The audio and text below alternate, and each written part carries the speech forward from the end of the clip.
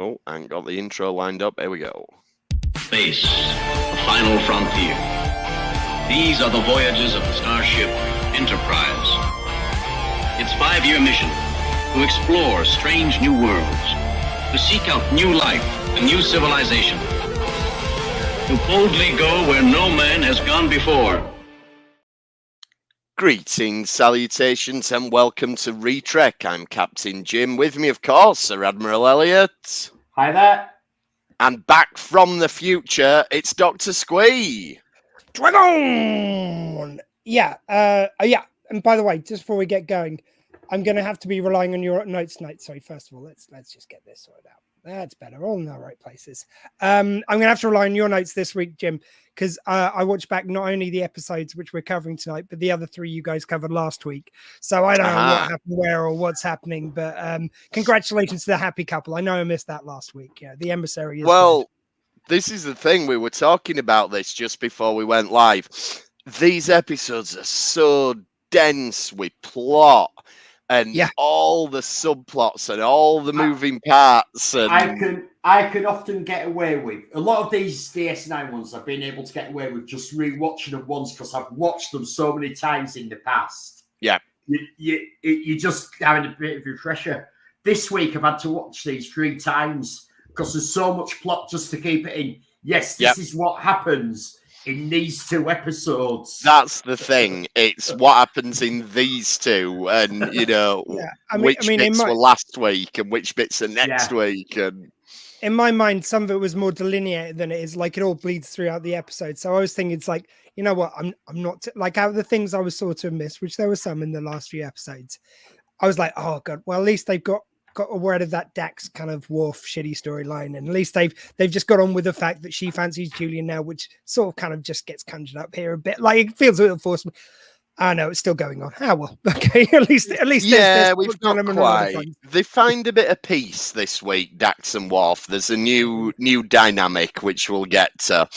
But with that, they needed to shag to have it happen. Like she seemed to know that she didn't want that. They both wanted a bit of it. But we'll get to it. They're going to talk about it. So we'll get there. There's so much to get through. So we pick up right where we left off, which was, we talked about it last week, the big reveal that the Breen and the Dominion are working together, which didn't surprise anybody, really. It's like we talked about this last week, even the first time watching it, when you saw that it was the Breen who caught them, you were not surprised when they turned up with the Dominion. No. And now we've got this situation where the Founders like, right, we're going to win the war now. And it's like we said, it is like, oh, I've got a new toy to play with now. Like, never mind the Cardassians. It's very nicely done to marginalize the Kardashians and really like spur demand for the action he starts taking in these episodes. Yeah. And you get this bit where they're talking about these planets and they've done a treaty, and Wayun's just like, they're only minor planets that we're getting rid of. What's the problem? He says to him, he goes, we've done a secret deal with the Breen. And he goes, but I can't see what it is. And he goes, yeah, well, if I told you, it wouldn't be a secret, would it? Yeah, I mean, how Damar doesn't see this coming. I mean, to be honest, he's been treated like a bitch all the way through. He's like, every time he goes to say anything, it's always like, sorry, are you not going to do what the Founders want you to? Because, that's how someone ends up dead. I mean, that's just what I heard anyway. Like, it wouldn't be me doing it, but, I'd miss you. But I'm sure we could get another Kardashian who would do what we want. Well, they played the Damar, like how he turns in this. That he's played it well because you've had it for... It's not long ago that him and Wayu were really close and like plotting, like the episodes where they were trying to get Odo in his runabout and the cloak and dagger together and best mates. But you've seen since then there's been little bits of digs, and you've seen Damar drinking because he's not happy, and it's just continued. It's sort of like being a gradual thing as this, how it's built up.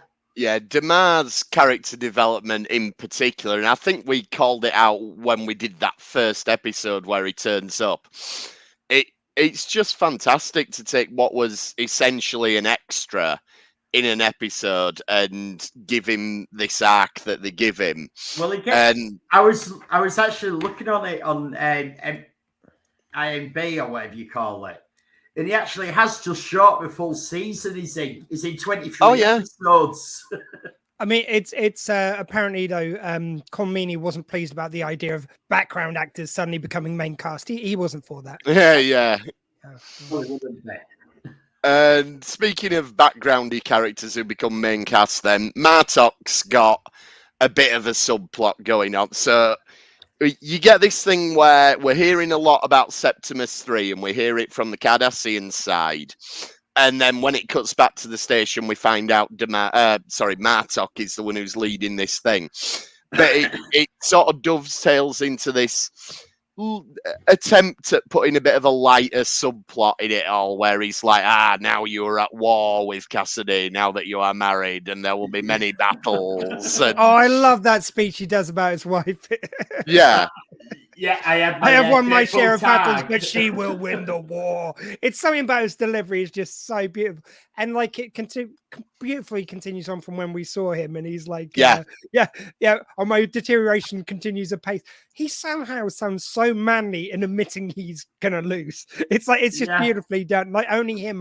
There's few actors who could pull that off, looking like they've got the upper hand somehow in defeat, or that they're a brave warrior. It really seems to fit with the Klingons, like, or particularly a Klingon, is very prideful, but it's like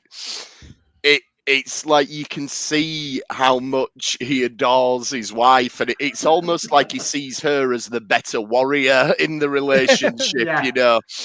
It's I don't think you would imagine Klingons might be a little bit like, the men are the hunter-gatherers and the women, but they're not. I think that Klingons are like, no, the women are the true warriors, or certainly that's how Martok seems to come across. I'll even throw it in that it also shows how much he trusts Cisco, like how much they become brothers through this war. Because like previously it would only be Worf he'd say this to, but they bonded through this kind of shared experience of the battle. They're not worried that the other one would sell the other out, which particularly for a Klingon would be very hard to do. So I really love that kind of beat. Well, they've had the part, haven't they, where previously where they've done that with they cut the hands for the become blood brothers and swearing the oath. So Martok, but that's still an individual battle. I'd say this is personal to these two. That's everyone who's taking part in this battle cuts themselves to show that they're on board. This is these two showing they've got trust for each other. They'll let them in on this secret. Can I just throw in one thing just because we're on Cassidy Yates very quickly? Just the bit it always bugged me somehow. When he goes into the model and finds this ring to put on her finger. Yeah. There's no reason why that wouldn't be attached to the very small thing above it. Like, there's no reason for that to be there in the form it is, other than for him to do that. It just always pissed me off. Sorry. Anyway, that's it. And why didn't you have and if you knew he was off to do that, why didn't you have a proper ring? It's fine. He didn't have the ring. Like, maybe it was spur of the moment. He was thinking of it, but he didn't know he was going to do it at that moment. But it's like, it seemed to be part of a stool or a table. Like, why those two bits wouldn't be attached other than so he could use it as a ring right in this thing. Like, if he'd hidden the ring there, it would work. If he had planned this. Maybe the prophets told him to do it. They said you need to not glue the top on that table. You'll find out. Exactly. So now we move on to the guy who became my new favorite character briefly in these episodes, which is Kai Wynn's assistant Sobor. I just love what a sarky bastard he is throughout these episodes. He's just got a face like thunder, which understandably, but I just love the attitude that he's giving Dukat all the way. Even before he knows it's Dukat, he's just got this attitude. It's brilliant. Well, every time he looks at Kai Wynn, and he kind of like gives this bow, and then like if he just walked out without looking at Dukat, fine. Every time he purposely looks at him, doesn't bow, and then walks out. It's like that's only to give him a shitty eye. That's the only reason to do that. Oh yeah. He's brilliant, this guy. He thoroughly disapproves of what's going on. He does, and this is before he knows it's the cat. And what I like about it is, I know we probably will jump around a bit with these ones because there's so much going on. Think But you cannot. But it's like he's decided, I don't like this guy. I don't like what he's doing with the Kai. You know what? I'm going to fucking get his DNA tested. And he must have been so happy when it turned out it was the cat. It was supposed to be, I can't believe my luck. He was practicing looks to give him in the mirror, like to give Kai as he's revealing this. I knew he'd be dodgy, but I didn't know he'd be this dodgy. I cannot believe this. We talked about this last week, though. Why is it taking him getting his DNA to realise it's the cat? They've heard, while they're occupied, so many messages from the cat's propaganda. Why, as soon as you turn your back on him, surely you'd recognise that voice. Yeah, I mean, you've got to say, visually, brilliant. You'd never would tell with the voice, he's not like he's trying to disguise it. He's not putting on a Bajoran farmer's accent. Or maybe that's Ducat's secret shame, that his voice coincidentally sounds exactly like people who come from the Dapper province or whatever. He picked it up when he was there during the occupation. That's it. Everyone sounds like that if you go to that part of Bayshore. Maybe, but it's one of them. And it's one of them trade-offs. Like, I'm glad he's not doing a fake voice. Because let's be honest, we see this in TV and movies so often where they put a beard on to be disguised, or they put glasses on Superman, for example, and no one ever recognises them. Sorry, I've never seen Superman with glasses. It's only his buddy Clark Kent who wears those. I don't know. You're right. I think some of the annuals he does wear the glasses because you see him building them in. Making his glasses so that he can use his heat vision and stuff. So he's making some glasses especially for that task. But I mean, I don't know what that's got to do with identity. But anyway, look, we'll leave that. It's just weird you should bring him up. But yeah, there is the also when they talk about like plastic surgery, when they like it's Kardashian to Bajoran, there's certain ways like Bajoran to Kardashian, you're adding layers, you're adding kind of things. Yeah. When they say, "Oh, your plastic surgeon does great work," it's basically just removing bits of your bone. Like, they must have had to come in with like an angle grinder. How? Yeah.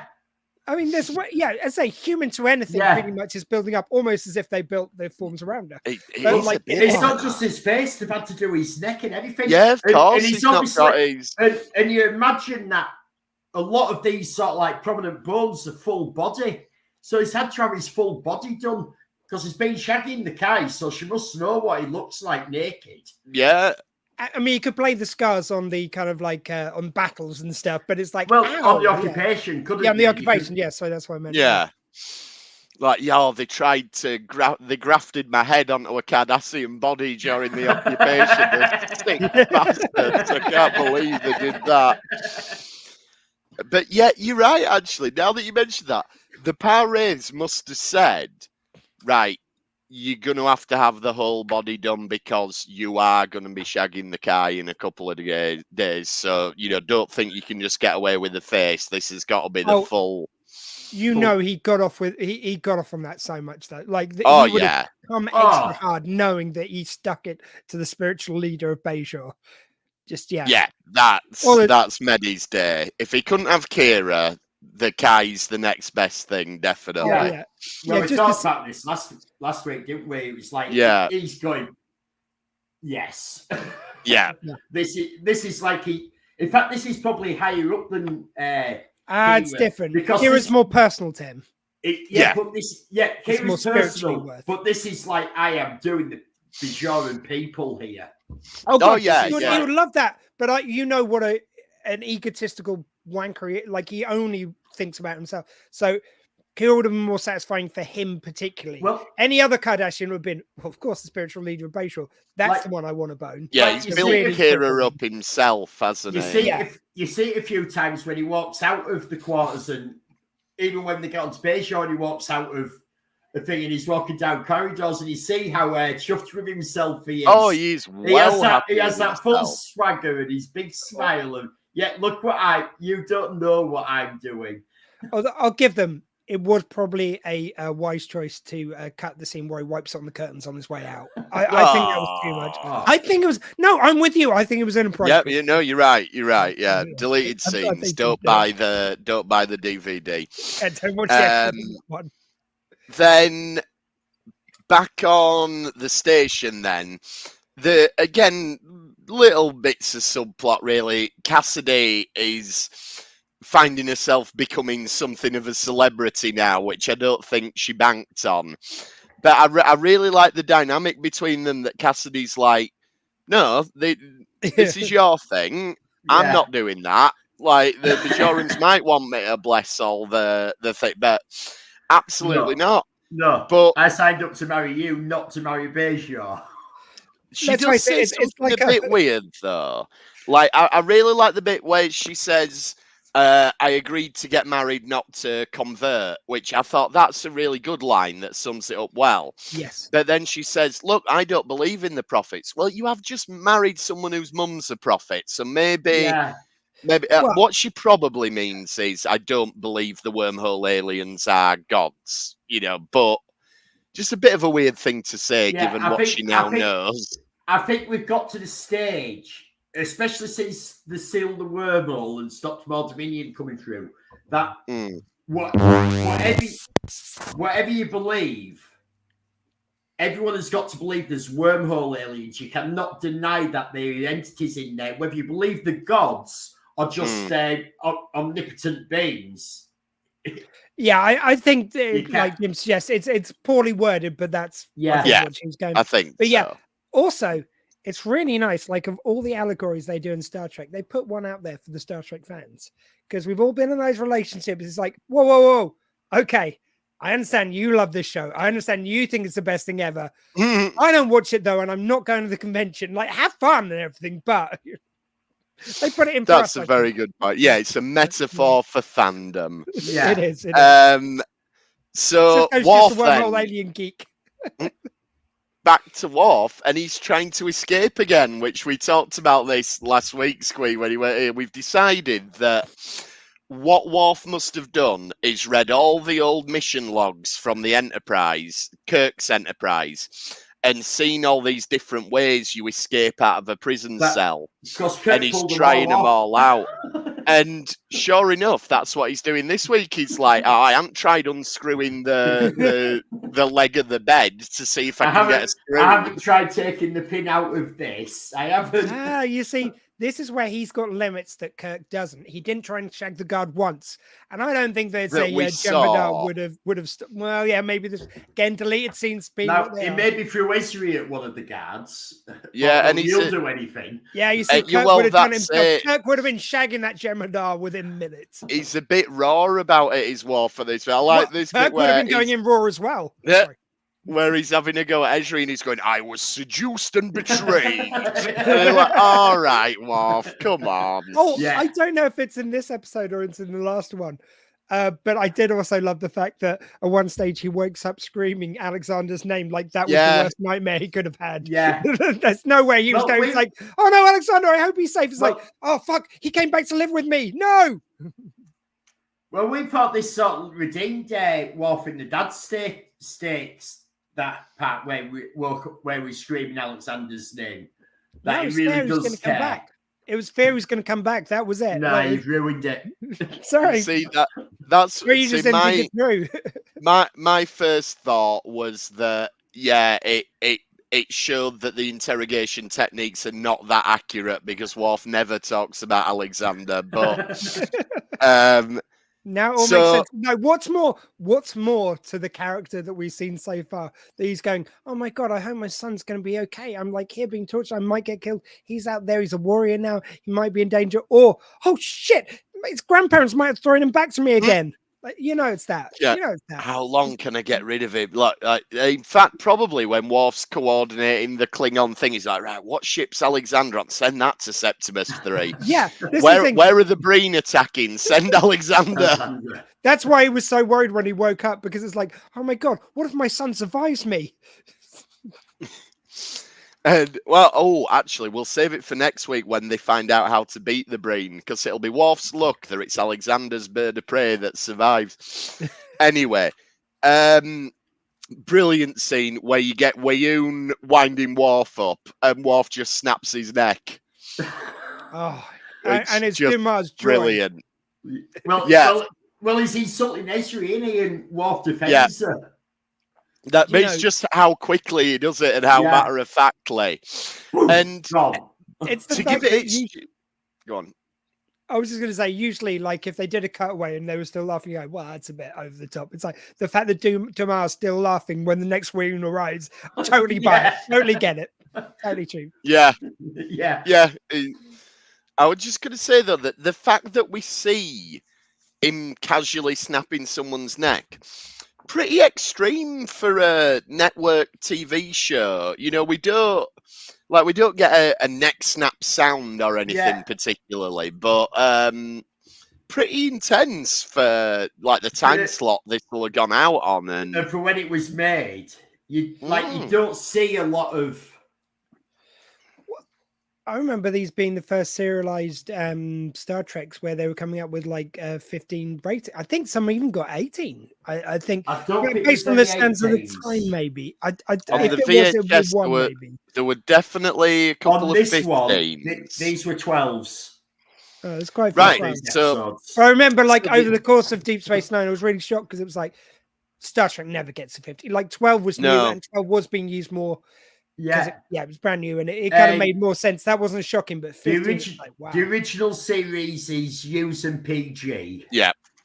And So it's DS9, DS9 went to 12s and 15s. I don't think they did any 18s. Except No, for I in the don't Deep think South, we've ever... in the Deep South of America, the interracial kiss episode is an 18. Oh, yeah, that'll have just been banned. You won't, they won't have even Shit, rated I was that banned one. here for long enough. I mean, but we won't get into that right now. But yeah, it was. I also wanted to hear kind of like some of the kind of one-liners which Dumas did to the next win when it came along. It's like, Yeah. got a little while until the battle. Want to play some cards, maybe some snap? Oh, sorry, Yeah. no, sorry. The battle's incoming now. We'll be warping it. We'll be moving at breakneck speed. He's just going to be like coming out with all these shit jokes. Oh, I'm a bit worried that Worf and Ezri are going to shag again. They've started necking. Hey, look, I'm just telling you what's happening. Don't take my head off. Yeah, oh, good one. Yep. Demar could have hours of fun with that if he didn't have an insurrection to plan. I think he'd make time to wind yeah, I'm sure he would.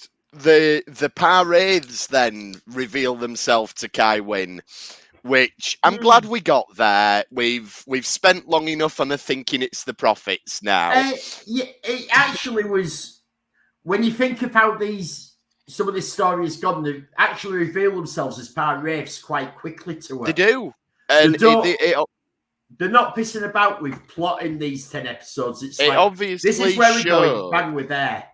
Well, from a character point of view, though, it shows that it shows her character. It shows the parades have got us sussed out straight away. Like, okay, we got in the door pretending we were the prophets, but we've seen into her heart now, and we know all she wants is power. She'll be up for this. Yeah, I mean, there was the bit in the last week's show where she was. No,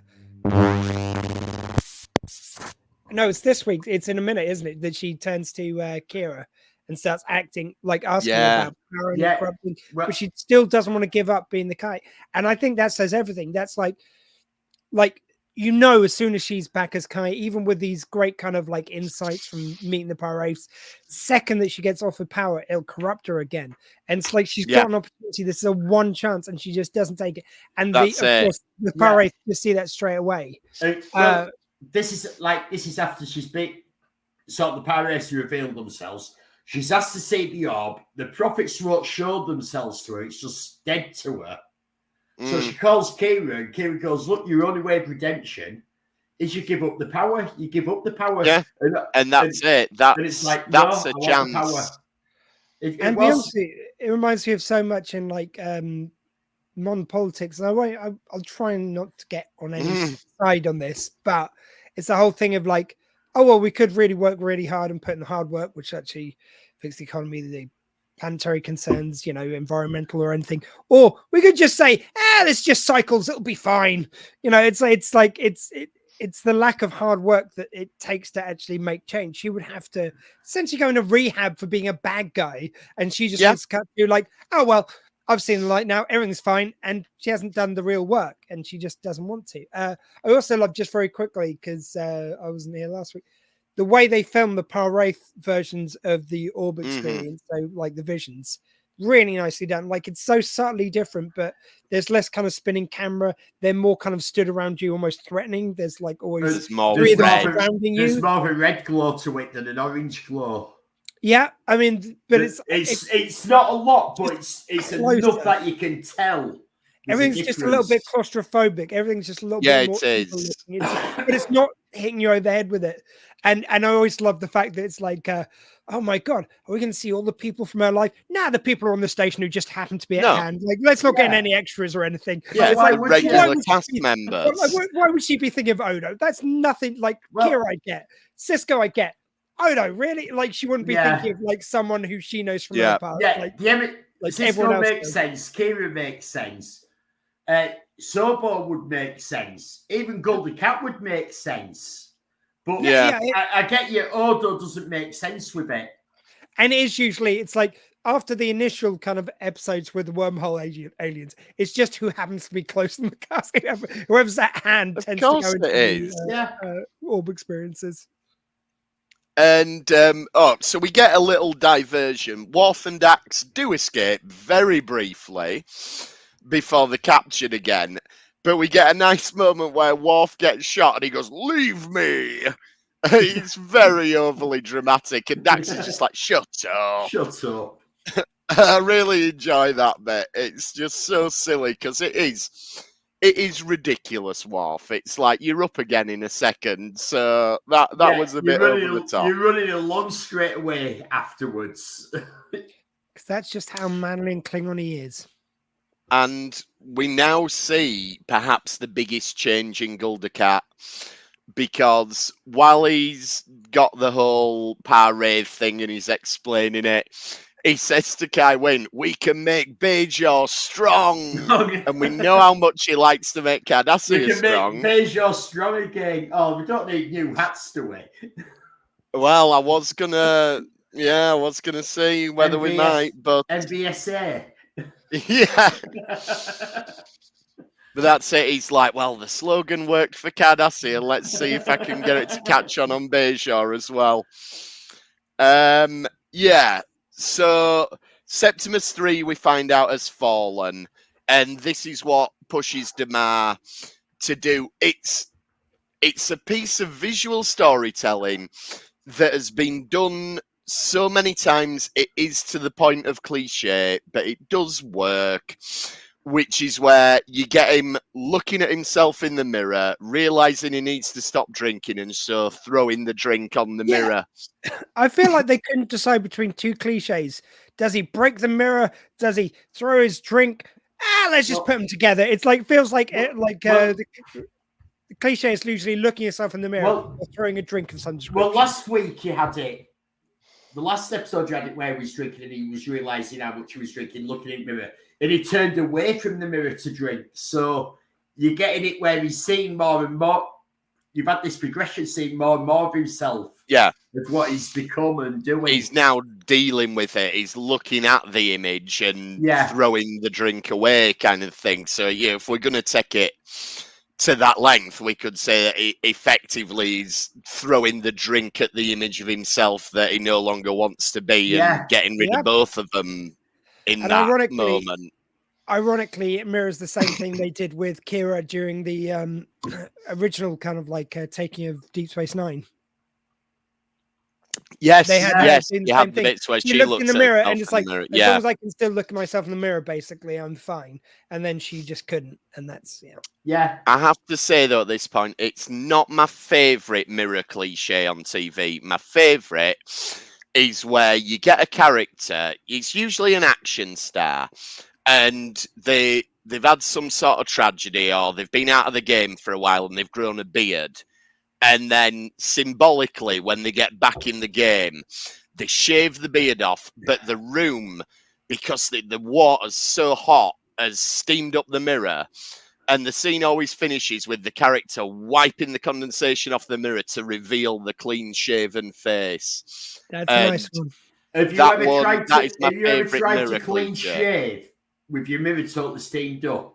I haven't clean You shaved will- in about 25 You will- years. So. Well, I'm quite a lot of years since the last clean shave, but you cut yourself to fuck. You cannot clean shave with a steamed up mirror without where you can't see yourself. Especially if you used a Bic or something. Like, it won't look as good, the action star, where they just got all the bits of tissue in there. Yeah. But Yeah, anyway. it was when Damar wiped away the canard and he just had a full beard from nowhere. Yeah, that'd be good. That. Yeah. So then we get Worf and Dax finally sort it out. So we get this conversation. Ezri says, does he love her? Does he love Ezri rather than the idea of Dax? Or is it that he's feeling a bit guilty that he doesn't? And he admits that he is. He says he's dishonored himself. But she's like, oh, come on. You know, we're both grown ups. We allow Travis Tag. And also, we both know did it's a been bit of dishonor. We all know it's been a little while since Jetsi had died. It's okay. It was over quickly. It's fine. You haven't dishonored yourself. Happens to a lot of men. Much as this storyline isn't necessarily the greatest, I do like the point that we reach here. I was actually quite shocked about this, how long this storyline takes, because we mentioned it when we did Change of Heart.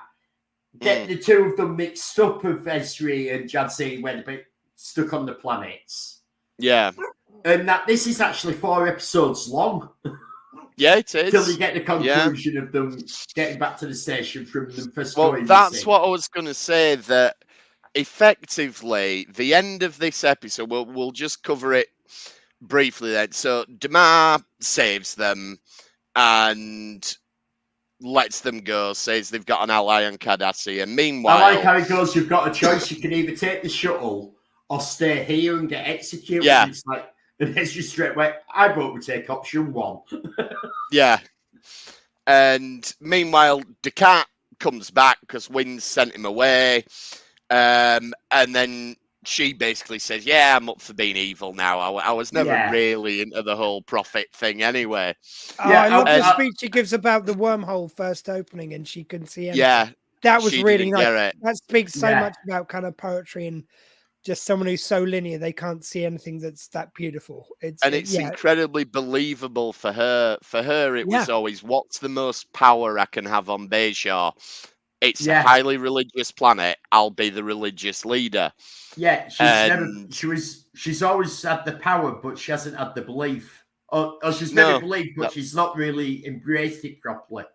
I want to be powerful. I want to be.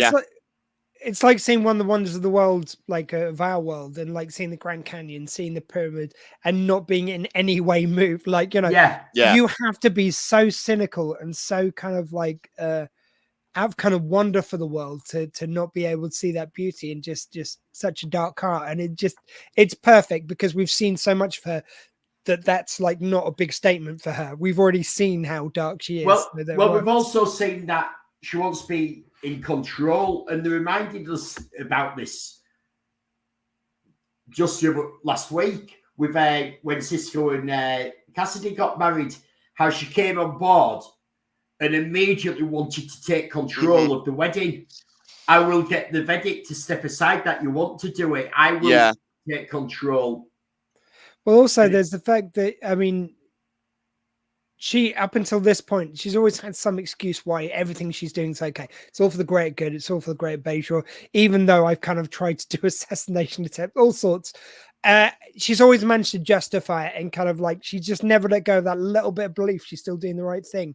And she's like, nah, fuck it. I'm with the Pyros now. And like the Pyros give her an excuse to have the power without having to pretend to believe in the prophets or what they stand for. And this is it. It's like, right, I don't have to do that anymore. And you know what? Me and the Power Raids are much more similar. So, you know. Yeah. But this is effectively the end of the first act of this massive story arc. You know, getting Dax and Worf back to the station, which is where the next episode opens. It's like we've closed off that particular chapter of it now. And we're moving on to to other things. So the second episode, Well, you could give that on a few things, like the Breen have joined the war. That's Yeah. You've got first thing with Damar, starting up the rebellion. Like, you're right. I never really thought about it that way, but it really does close off. Yeah, a lot of things. Damar's made his turn now, and so it it's is end of sort Act of One. the end of the first movement. It's really cleverly worded. Is the title of this? It's like Strange Bedfellows, so they're on about the Dominion and the Brain, the Cardassians and the Brain. How we've Damar and Wayoon. Damar and Wayoon. We've got Dukat and Kai Wayne. We've got how we've got the Federation Klingons and Romulans are all together. And Worf and Dax. Worf and Dax. It's really cleverly titled. It's a very good title. And this next episode called Earth Go Boom Boom. Yeah, also very cleverly titled. That Well, that's the thing. I do think like this was one thing. Sorry, Jim. I know you're trying to get into it, but just very quick. It was the one thing I thought when watching this, because it's the beginning of this episode where Earth gets attacked. Yeah. Yes. Just checking. As I say, I've lost track of what happens which episode, but it was the one thing where I was going like, oh, I thought that was the one thing that Enterprise did, which was original, but no, they even got there with this as well. There was nothing that Enterprise did whole cloth originally, and it's nothing against the actors or anything and the writers, but just the amount of ground that was retrodden. But that was the thing. You'd done 14. You'd done 21 seasons of Star Trek back to back and concurrently at that point. And we're talking instead of giving it a seasons of like 20 odd episodes, generally 26 episodes. When the writers' strikes were hitting 20 episodes, the bloody slackers. I mean, even we do a Star Trek podcast, so I think it's fair to say we're pretty big Trekkies. But I remember when they announced Enterprise, I was like, "Oh, really? I wouldn't have minded a bit of a break at this point, you know." Yeah, well, it had franchise fatigue, didn't it? We needed a break, and I like the premise they were going for, and they proved that prequel. Well, I think they booked the trend with Strange New Worlds, but prequels don't often work, and this didn't work. Yeah, well, they were too slavish. They were trying to begin with be very slavish with continuity, and then they basically just found excuses to bring things in earlier than they happened, like with Friendly, etc. But they Strange New Worlds did quite a good job of going, look, it's before these things, but we don't have to we should still make the technology really cool, and just have it like retcon that existed. Then it's fine. Like it's better for the story, and they put the story first beyond that. But anyway, it was just the last thing where I thought, oh yeah, but at least they destroyed the Earth. No, they didn't. No. So Earth gets attacked, and you get this has quite a clever opening. Does this episode? Because it opens to Worf and Ezri getting back to the station, and everyone's happy and hugging each other, and and really glad to see each other. And then you get the announcement, Cisco, you need to come to ops. Earth has been attacked.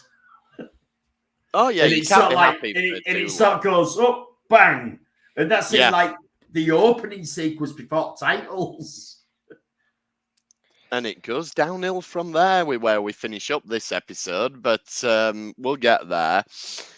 You get Bashir's little cute, I suppose, moment where he's like, "Oh, I'm so happy to see you again, Ezri." I mean, both of you, because we've decided that this is a storyline we're doing, so we're going to have to start throwing stuff in. Yeah. Again, so convoluted for me. Well, she hugs Miles though, doesn't she, when she first gets off, and then deliberately doesn't hug Bashir.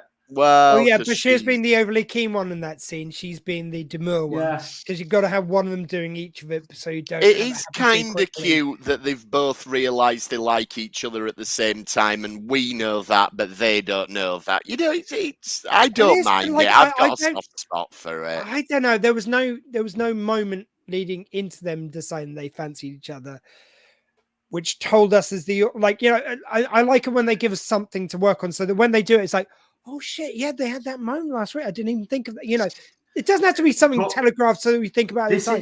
But I want to look back and go, you know what? That's where it started. I know what you mean. I think this kind of this does feel forced. Like with this is what we've always said about Ezri, though. Nothing against Nicole as an actress, but when you're coming in for the final season, with so much story, it's really hard to establish all these little things. And this is one that they could have, because they spent so many episodes trying to shoehorn her in as a character that they could have done something. Build up a really close friendship with them. You know, you could have done so much stuff. Yeah. Like even to the point where it's like when they had them going off at the beginning of like with her and Worf, like when she's going into his quarters and like remembering all the voiceover from Jadzia. All it's safe to do really for me was like oh yeah, this would be really great if that Dax was there. You know, I'm sorry, it just did. Like hearing her voiceover didn't make me feel. I think they wanted me to feel by the end of that scene, she's implanted as that Dax in our heads, and it just it strengthened the vibe for me more. Like when she was doing the memories of Worf, her and Worf getting married and all that, you could have implanted there about the Julian thing, because she had how Julian was chasing Jadzia in the early episodes.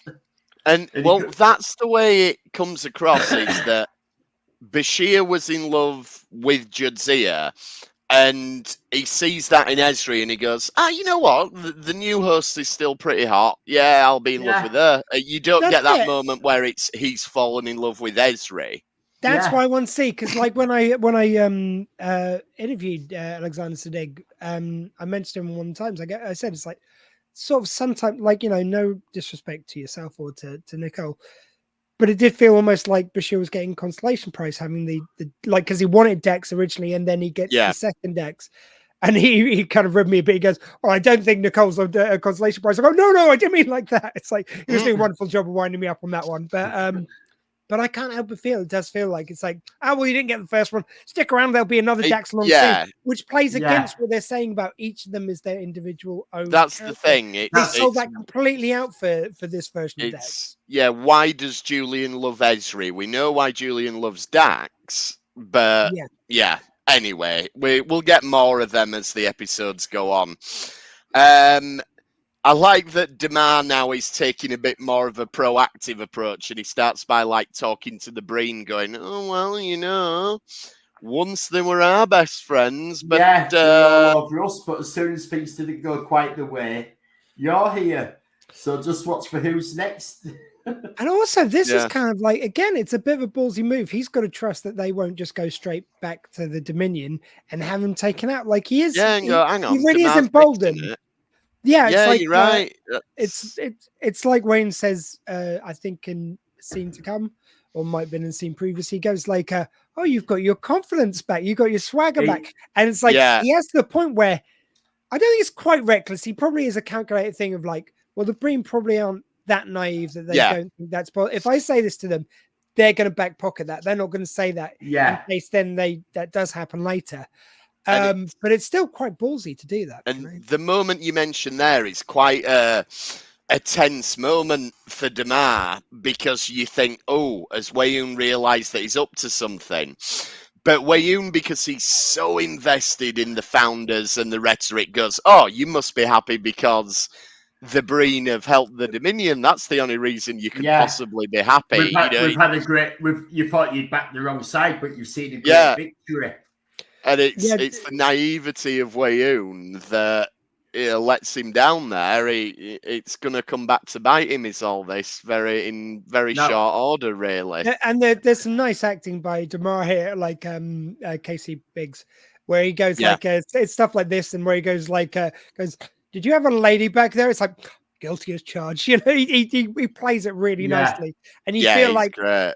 Damar before, where he was drinking, he wouldn't have the clarity of thought to pull this off, or to like he would his rage would always overtake any will to pull one over on Weyoun, because he's just so mad. And here he's just thinking a bit more clearly. It's like, okay, let him think he's got one over me when I know I've got one over on him, but I don't think he'd done that previously. Then back to my new favourite character, Sobor, where he comes back in and Wynn's cancelling all of her appearances. Cancel this, cancel that. And he's sort of like, what's going on here? And the cat walks in and he goes, I see. He's great. I'm Yeah. only highlighting all of Sobor's moments because we're not going to have him much longer, sadly. So I want to call them out while we've still got him. And it's the interplay as well, because it's like the more emboldened that Descartes gets, the more he starts acting up like and just like being a bitch to Sober. And then you got Win, like despite the fact that she's been taken in by all this stuff, she gets like starts to take a bit of power back, realizing that characters taking over power, and it's like, well, wait a minute, why are you treating him like a bitch? Like he isn't your subordinate. You forget yourself. I wrote this down. Yeah, he says, "What a tiresome little man," about Sobor. Yeah, and he has been. Hang on, wind your neck in. Oh, another joke for Damar and Wayoon. Like he has been winding her up, like when he walks in one time and he's there. I'll take my breakfast on the balcony today, please. So, yeah, that's good.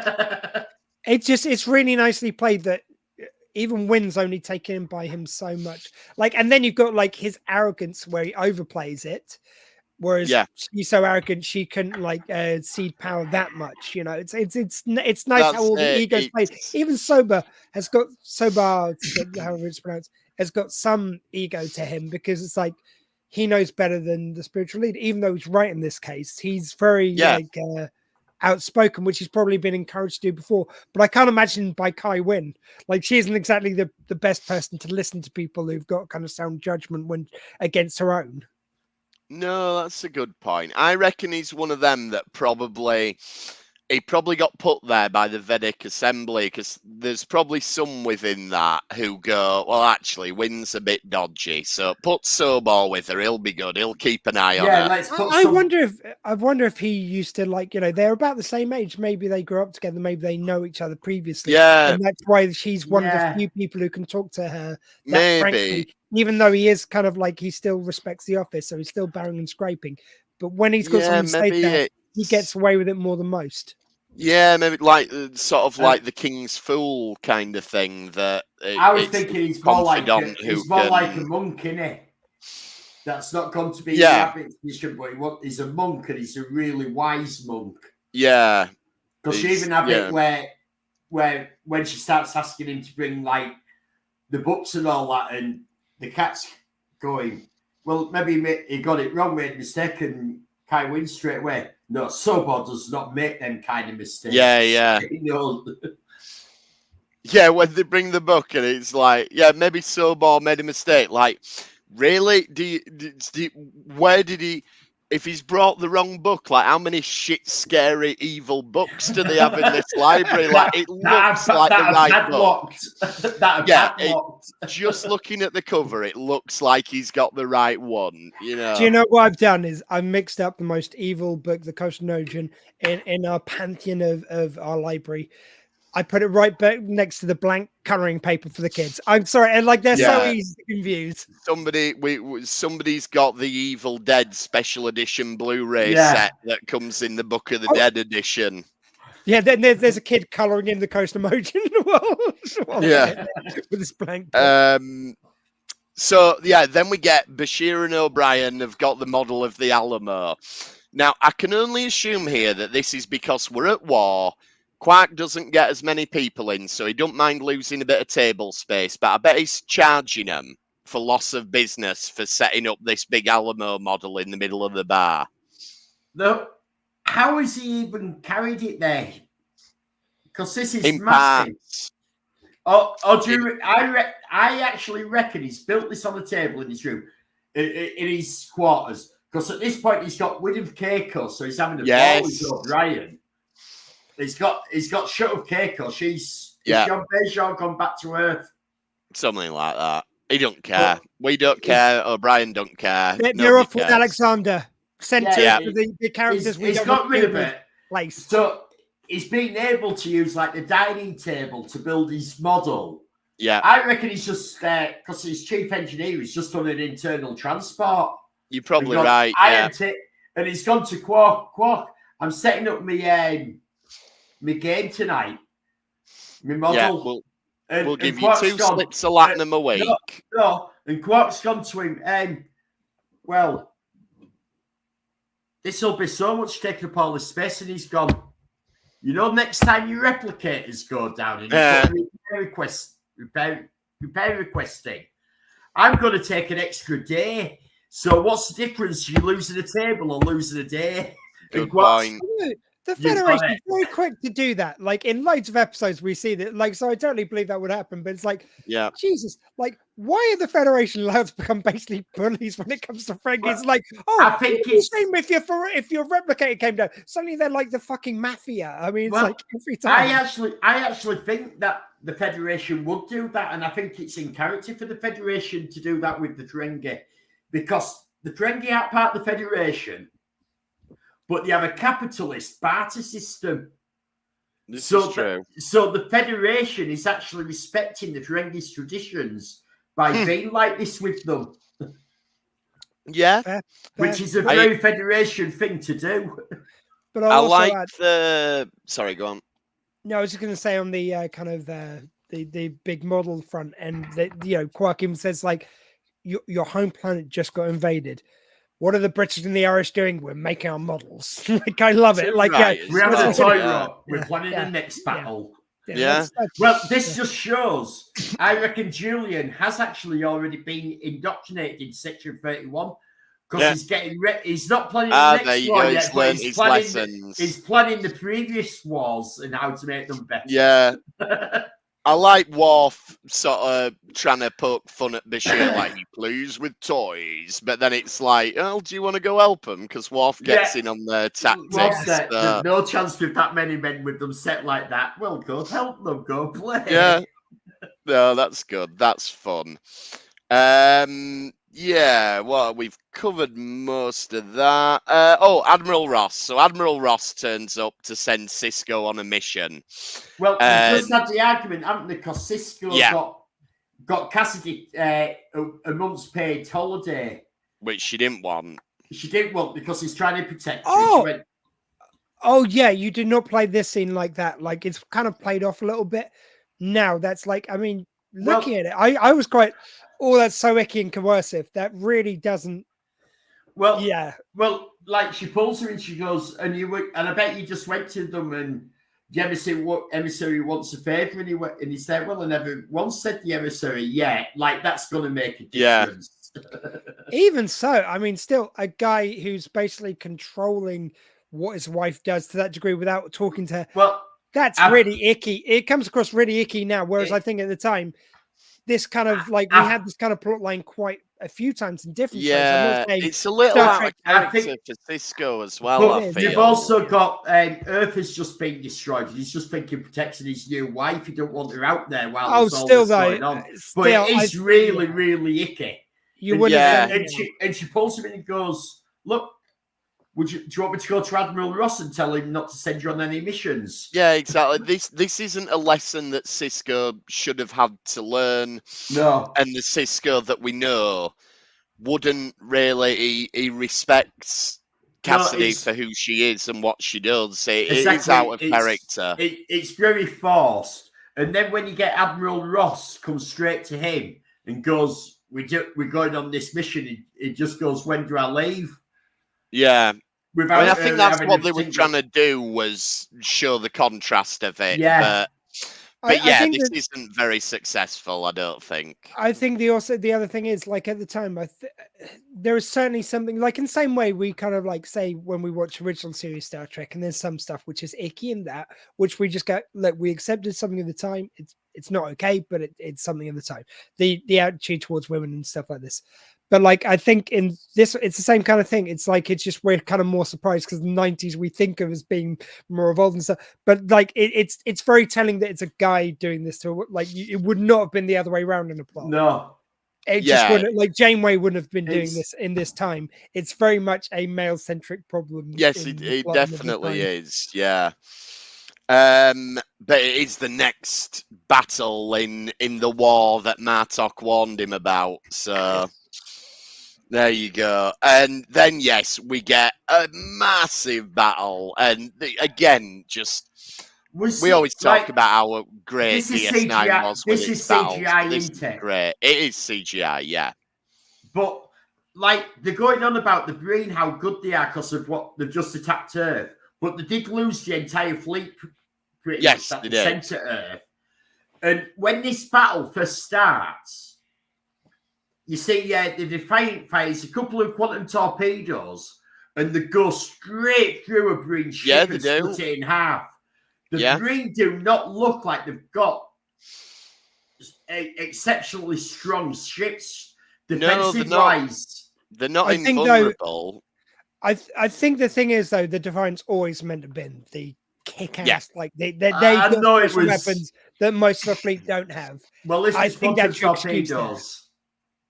But I don't know. I always get the feeling like But- whatever they've got on the Defiant, they've got super quantum torpedoes. They just call Yeah. them. Do you know what I mean? It's like it's always been implied that's got better armament. Yeah. You see, Willow Yeah. was a very I just super got the- quantum torpedoes. Apparently, I just got the impression at the start of this, we've seen like Jemadar ships and we've seen Kardashian ships Mhm.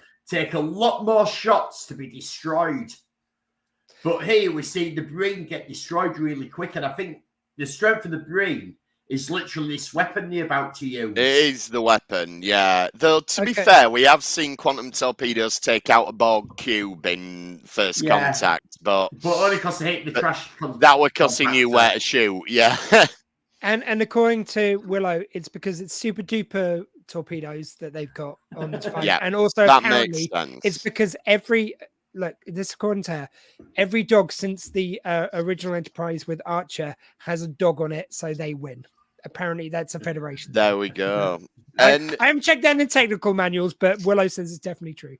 I I know told you. this is because they want, and like I read interviews with the writers at the time, and they said like what we wanted to do at this point in the story really was kill somebody off, but we couldn't kill any of the characters, so we killed the Defiant because the Defiant's Had as become good a- as a character. Oh, God, Um, yeah.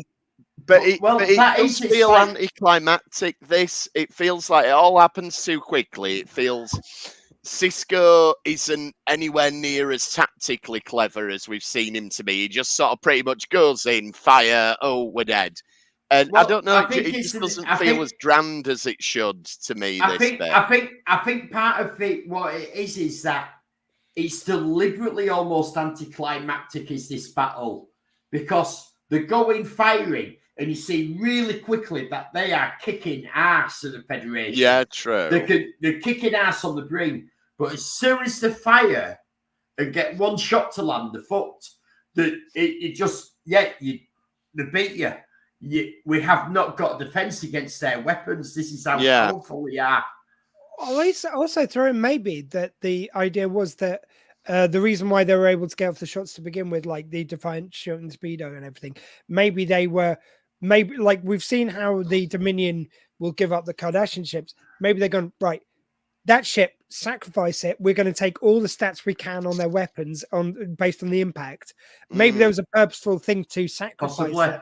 Like it works Yeah. for the plot. I don't think they necessarily thought of this at the time, but I think you're kind of right, though. Well, you're both kind of right. I think there was a kind of thing of showing the super weapon, but I think it was also the fact that it's an end of episode battle. We've got so many huge battles coming up. Let's just do this as a sort of throwaway one, which, like plot-wise, isn't the most satisfying. I get your point, but it's like It's not. when you're watching it in the grand scheme of it, you don't think of it. It's only because we're breaking it down now. I think it really Yeah, I stands agree. out that it's a weaker battle than most of them. But sometimes you've got to do Like- it for the plot.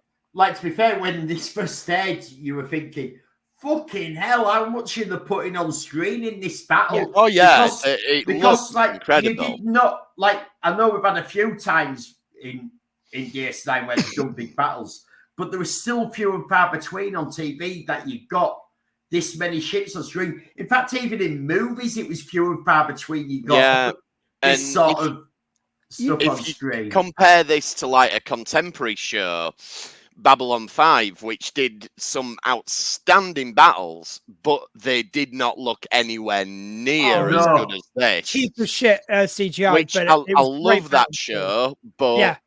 The but, CGI yeah, has not the stood CGI up. was not Well, it there. didn't at the time. It didn't look at the time. It was nothing. No, that it was standing didn't. out. It It- never looked great. But Yeah. I think the thing with that show is you had to like.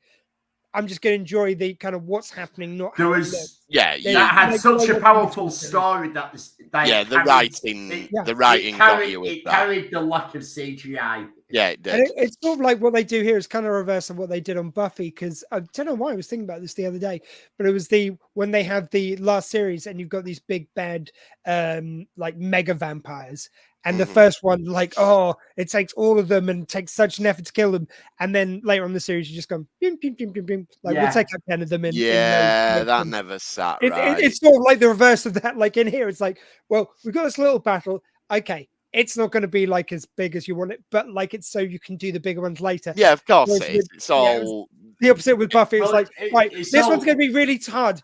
This is going to be a dead hard uber vampire to show you how hard they are. But in the future, we've got to kill loads of them, so we're going to have just shit tons of them. But they've got to be slightly easier to kill.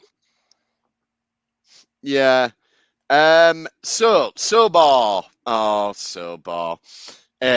He's rumbled Guldakat, but that's the end of him because Wynn kills him. And wouldn't you know it, spilling the blood on the book reveals the evil words. It does. Like, come on, that's just standard. Evil book. If there's nothing on the pages, try splashing a bit of blood on it. Yeah. And I think it's also the betrayal. I don't think it's just the blood on its own. No, it's betrayal. Maybe because she's killed somebody. Maybe it has to be blood from a fatal wound, or well, it has to be like, I think it's her journey. Like, if she betrays someone, an act of everyone evil. looks at it, she's done an act of evil. She's proved that she's beyond the shadow of doubt. That's what I mean. It's got to be like you're stabbing someone. You can't just cut your you can't. It's got to be fair, it's probably the Power Wraiths choosing not to reveal it to her now because they want her to be. They know that they can tempt her further to the dark side, and it's like, we don't need to reveal the words to her yet. Let's see how far we can push her. She might give an arm and a leg. Right? Yeah. And that's where we leave them two for this week. But despite the destruction of the Defiant and the unholy union of Guldakat and Kai Wynn, we get the glimmer of hope at the end, which is Damar has rallied the Cardassians and he's destroyed the cloning facility just to wind up Weyoun. Yeah. We do get a nice slimy bit of Weyoun with the founder when they first destroyed the Defiant, and he said, look at all them little escape pods. Let's target them. And the founder I said, think Weyoun 8 is a bit nastier than Weyoun 7 was. But he said, let's destroy them all. And the founder said, no, leave them to go back there. They're all terrified. They can spread fear. And he said, the founder is wise. Yeah, and Weyoun. We've got 6 episodes to go, and the whole main cast are on that ship. You will not destroy those escape pods. I do, but it does make it does make sense. The only thing I would say is like. Yeah, but the emissary's on there. We might want to take him out. He's really been a thorn on our side. It's the guy who's been leading the war effort against you, who retook his station, who blocked the wormhole. And it's like Weyoun does that talking to the audience, which is where you go back to where you were saying they wanted to kill a main character but kill the ship. And he goes, oh, I think Cisco rather like that little ship. Yeah. So we're meant to feel it that we've lost it. And when he goes like, oh, the founder's so wise, letting our greatest enemies escape so they can plot against us again. Oh, by the way, do you want to also keep that guy tied up who's by the sharks and not watch him die? Let's just leave him to his ultimate death. Yeah, maybe a bit of a tactical error by the founder at this point. We'll find out in 6 episodes' time. But you can understand why the founder did say that. No, these are all terrified. They've seen a weapon that they can't fight against. It's one of them. It's a dramatic necessity, but they've found a way of making it work within the fiction that doesn't make you go. But isn't it really lucky that they fired this weapon on all the ships that wiped out every single one of the systems not to work? Mm-hmm. But every single escape pod was immune to that. Oh, yeah, well, escape pods are made out of that special metal that isn't affected by brain weapons. I can sort of see why they're on separate we can find shit. But yeah, it's also the delete scene here where Damar goes onto like a subspace on a Skype call to Descartes and goes like, hey, yeah, and then I broke his neck, like, and now I've taken out his cloning facilities. There ain't going to be no more of that shit. And it's like, well, wait until you hear what I made Kai Wynn do. Oh, shut up. No. Yeah, Damar's like, is that Kai Wynn in the background there? No, but it's a clever episode because this way, Damar, because you have the high point at the beginning with Ezra and Worf coming on, then it goes slow, and it's down, down, down, down, down, and then it ends actually on a high note. Yeah, it gives you a hook for the next episode, because if it had finished there, you'd have been like, well, that was thoroughly depressing this week. But yeah, there's more to come. There's some good stuff still to come. Although we'll get to it again, but like I would like to renew my objection that the second Defiant isn't Defiant A. But anyway, we'll get there. We will get there. Yeah, no, the Defiant. As far as we're concerned at this point, there is no Defiant. We're never going to see another Defiant. Never be another little ship like it. That was the best ship ever. Yeah. One which you might say was noteworthy for everything it's done in the war, like one which you'd remember by if you were going to have another one, you wouldn't just name the same thing because we've established that it's noteworthy ships which get an A, or a B, whatever else. We have. But anyway, like this is just speculation. And it was a one-off ship. There was only one of its class. Yeah, it was the NX Defiant, but. Anyway, so obviously for the rest of the episodes, they're just going to be back on the runabouts, and that'll be it. We'll see how they get on in the Dominion War. We'll wrap it up there then. We'll be back next week with the next 2 episodes of the Dominion War, which we are rapidly approaching the end of. When it rains, and is it taken into the wind? No, something like that. Yeah, when it rains, and I can't remember the next one afterwards. Yeah, but we'll be back with them too. So in the meantime, you can get in touch with us at RetrekPod, where retrekpod@gmail.com, and we're all over the various social medias. Elliot's got Retrek Model Studios, where you're working on. The Impaler, the last episode I put out what I've done with all the electrics. I have this weekend free, so I'm hoping to get a lot of work done on that again. There's an episode halfway sort of made. And I have another video that should be dropping on Friday. Excellent. And Dr. Squee, what have we got going on with the Dr. Squee show? Yeah, we're going for a little bit more of a serious one this week. So tomorrow at 7 o'clock, drsquee.com or youtube.com/drsquee or Facebook, wherever else. I'm talking to the charity Let Me Know, who's done a recent bit of research. Basically, what they do is they are looking to educate young people into what to look for in abusive relationships. There's some awful stats about how many young people find themselves in abusive relationships and they don't even know it.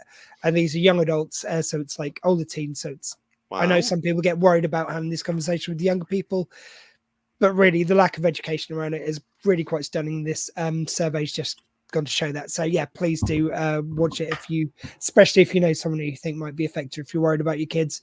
Shows you how to get better educated. So yeah, really, really an important show. Fantastic. Tomorrow at 7 o'clock. Yeah. And yes, we will. Thanks for trekking with us this time, and we will see you next time on the Retrek. Thank you. Goodbye. LLAP and Drago.